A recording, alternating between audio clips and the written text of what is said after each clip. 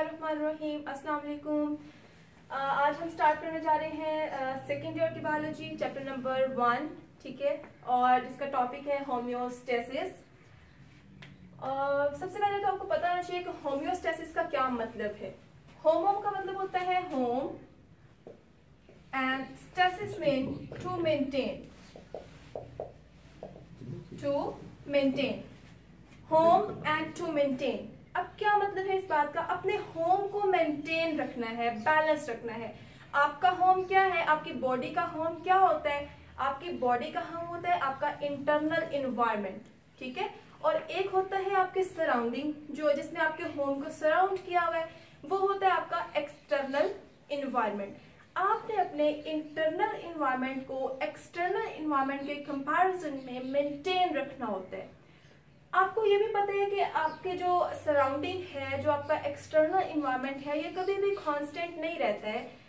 Continuously इसके अंदर fluctuations आती हैं, चेंज आता है, ठीक है, और वो चेंज जो है हमारी बॉडी के लिए हार्मफुल भी हो सकता है, क्योंकि हमारी बॉडी के अंदर सर्टेन एंजाइम्स हैं जो कि स्पेसिफिक एनवायरनमेंट प्रोवाइड किया जाए तो वो अपना फंक्शन परफॉर्म करते हैं, अदरवाइज वो नहीं करते। तो देखिए, आपको अपनी बॉडी के अंदर अपने इंटरनल एनवायरनमेंट को प्रोटेक्ट रखना होता है, सेव रखना होता है। एक्सटर्नल एनवायरनमेंट में जो भी फ्लक्चुएशन आए उसका इफेक्ट आपकी इंटरनल बॉडी पे नहीं होना चाहिए। तो इसको आप कैसे डिफाइन कर सकते हैं? होम्योस्टेसिस को आप कह सकते हैं कि protection of internal environment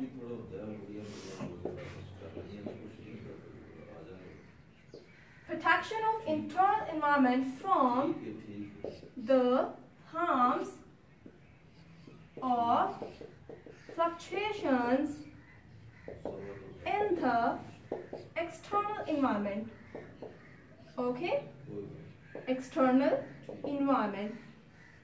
Okay, अब आपको ये बात अंडरस्टैंड करने की जरूरत है कि ऐसी कौन सी फ्लक्चुएशंस हैं जो आपके इंटरनल बॉडी पे ज्यादा इफेक्ट कर सकती है। कि मतलब ऐसी क्या चेंज आएगा एक्सटर्नल इन्वायरमेंट में जो आपकी बॉडी रेजिस्ट करेगी, जो ज्यादा इफेक्ट होगा आपकी बॉडी के ऊपर। ये 3 फ्लक्चुएशंस आप कह सकते हैं इसमें, अगर हम बात करते हैं फ्लक्चुएशंस की, या आप इसे कंपोनेंट्स का नाम भी दे सकते हैं, ठीक है।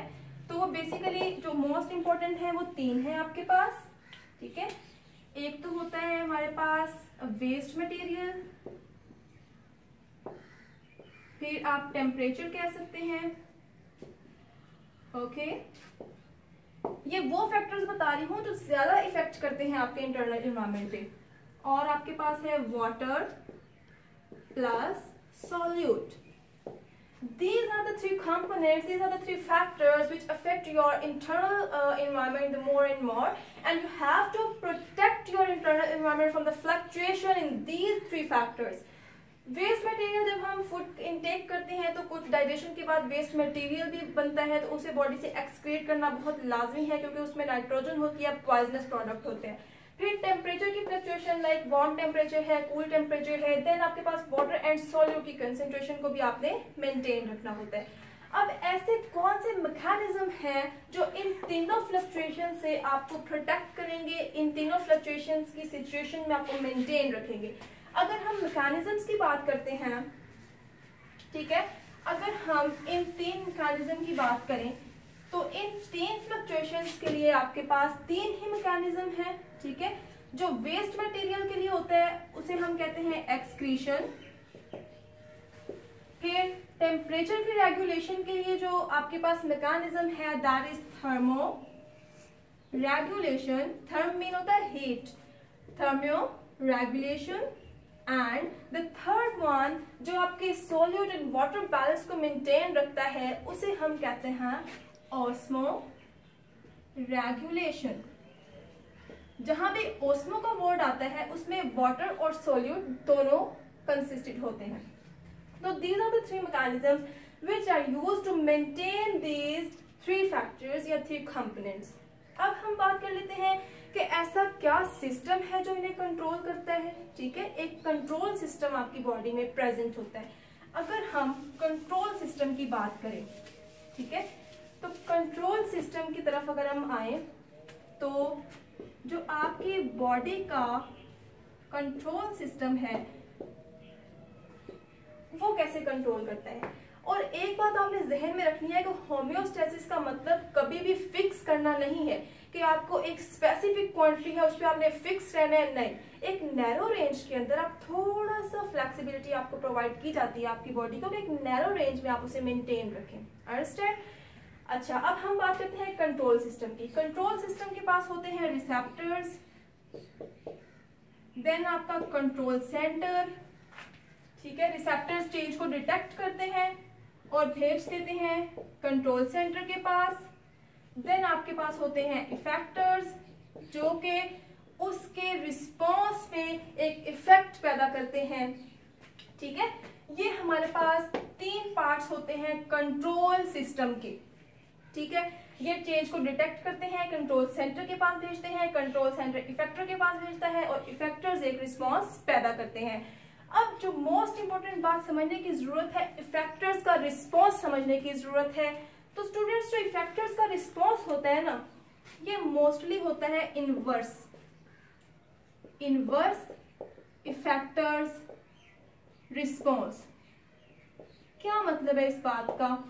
इनवर्स इफेक्टर्स रिस्पॉन्स का क्या मतलब है? इसका मतलब ये है कि फॉर एग्जांपल अगर आपके सराउंडिंग में हीट ज्यादा है, वार्म टेम्परेचर है, तो आपके कूलिंग इफेक्टर्स एक्टिवेट होते हैं, ठीक है। मतलब वार्म टेम्परेचर में इफेक्टर्स कौन से एक्टिवेट हो रहे हैं? कूलिंग वाले, ताकि वो आपकी बॉडी में कूलिंग पैदा करें और वार्म टेम्परेचर को डाउन करें। तो इसलिए हम इसे कहते हैं इनवर्स इफेक्टर्स रिस्पॉन्स, या इसे आप कह सकते हैं negative feedback mechanism. Negative feedback mechanism. So this is all about homeostasis. इसमें हमने डिस्कस किया होम्योस्टेसिस की डेफिनेशन को, देन हमने इसके 3 कंपोनेंट्स को, जिसमें वाटर एंड सोल्यूट था, टेम्परेचर था, ठीक है, और वेस्ट प्रोडक्ट थे। फिर हमने 3 मैकेनिज्म को डिस्कस किया, एक्सक्रीशन को, ऑस्मोरेगुलेशन को, और हमने डिस्कस किया ऑस्मोरेगुलेशन था, एक्सक्रीशन था, ठीक है, और थर्मोरेगुलेशन था। ये 3 मैकेनिज्म डिस्कस किए आपने। उसके बाद आपने ये सीखा कि किस तरह से कंट्रोल होता है ये मैकेनिज्म, क्या ऐसा सिस्टम है बॉडी में। तो वो एक कंट्रोल सिस्टम आपने पढ़ा। कंट्रोल सिस्टम के आपने 3 पार्ट्स पढ़े, receptors, control centre and effectors. फिर आपने इफेक्टर्स का रिस्पॉन्स पढ़ा कि इफेक्टर्स किस तरह से इफेक्ट करते हैं। उसमें आपने इनवर्स रिस्पॉन्स पढ़ा, जिसे हमने नेगेटिव फीडबैक मैकेनिज्म का भी नाम दिया। तो ये आज के लेक्चर की सारी डिटेल्स थी। अगर आपको हमारा लेक्चर पसंद आया है तो आप हमारे चैनल को सब्सक्राइब करें, ताकि अगले आने वाले तमाम लेक्चर्स आपको प्रोवाइड किए जा सके। Thank you.